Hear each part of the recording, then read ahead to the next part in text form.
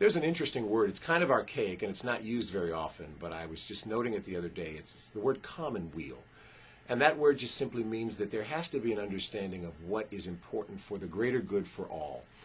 And I think that the hard work for Congress, the hard work for the administration, is to understand that, yes, with the mandate for curbing spending, we still have to be concerned for the greater good for all. We're only as strong as a nation when we understand the importance of taking care of the least of these, taking care of those who not only need the help that we can afford them, but also understanding that when we do that, it strengthens us as a society, and most importantly, I think it's obviously clear, and it really is heart-rendering to think that there are those in government who would like to give tax breaks to big oil, to big corporations, without having regard for the needs of those persons on Medicare, the concerns we have about education, the concerns we have about all of those areas where, again, the concerns that we need to address with regard to the least of these.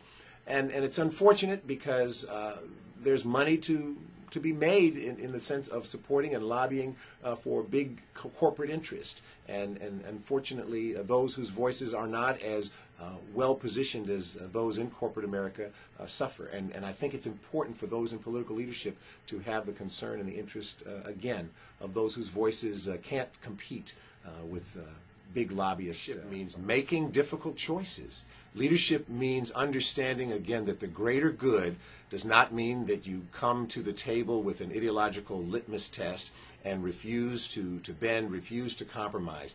Leadership means that we understand that there are many voices, many concerns that need to be addressed.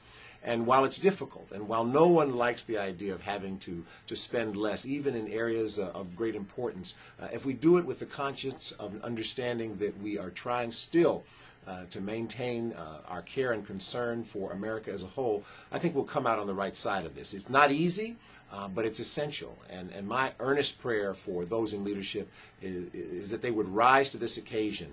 This is a defining moment for someone to say that I'm going to put aside what is politically expedient and really stand for what strengthens this country. That's the patriotic thing to do. And I hope no matter what side of the spectrum someone is on, that they understand that.